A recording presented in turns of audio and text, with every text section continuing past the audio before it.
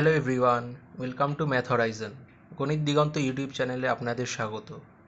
এর আগের ভিডিওতে আমরা দেখেছিলাম 100 থেকে 125 পর্যন্ত যে কোনো সংখ্যার বর্গ কিভাবে মুখে মুখে কয়েক সেকেন্ডে নির্ণয় করা যায়। আজ আমরা দেখব 75 থেকে 100 পর্যন্ত সংখ্যার বর্গ ঠিক একইভাবে কিভাবে মুখে মুখে কয়েক সেকেন্ডে নির্ণয় করবেন। তার জন্য একটি বিশেষ নিয়ম বা রুল মনে রাখতে হবে যে মূল সংখ্যাটি 100 থেকে যত কম, মূল সংখ্যার সাথে তত বিয়োগ। অর্থাৎ মূল যে সংখ্যাটি যার বর্গ আমাদের নির্ণয় করতে হবে সেই সংখ্যাটি 100 থেকে যতটা কম সেই সংখ্যার সাথে ততটাই বিয়োগ করা হবে। প্রথমেই বলে রাখি, 1 থেকে 25 পর্যন্ত সংখ্যার বর্গ সকলেরই আমাদের মনে থাকা উচিত এবং সেগুলিকেই ব্যবহার করে আমরা এই 75 থেকে 100 পর্যন্ত সংখ্যার বর্গ নির্ণয় করব।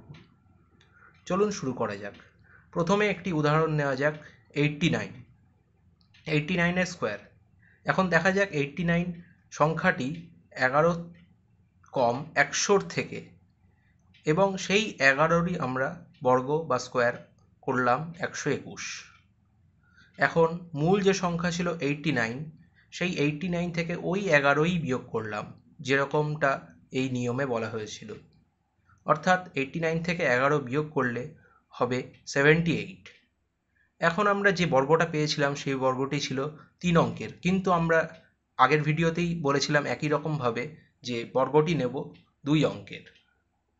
তাই এই 121 থেকে এই একটি 78-এর 8-এর নিচে বসিয়ে বাকি পোর্শনটি পাশে রেখে ঠিক যোগ করে দিলে আমরা রেজাল্ট পেয়ে গেলাম 7921, যা কিনা 89-এর বর্গ। চলুন আরেকটি উদাহরণ নেওয়া যাক, 96। এখন দেখতে হবে 96 সংখ্যাটি একই রকমভাবে 100 থেকে কত কম। দেখলাম যে 96 সংখ্যাটি 100 থেকে 4 কম। এখন এই 4-এর বর্গ করব 16, এবং সেই একই রকম নিয়ম ফলো করে 96 থেকে 4 বিয়োগ করলাম 92, এবং এই 16 পাশে বসিয়ে দিলাম। ফলে আমাদের অ্যান্সার চলে আসলো 96-এর স্কোয়ার হচ্ছে 9216।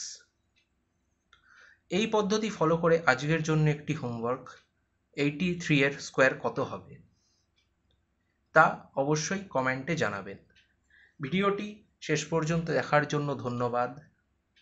ভালো লাগলে অবশ্যই লাইক করবেন, চ্যানেলটি সাবস্ক্রাইব করবেন এবং বন্ধুদের মাঝে শেয়ার করবেন।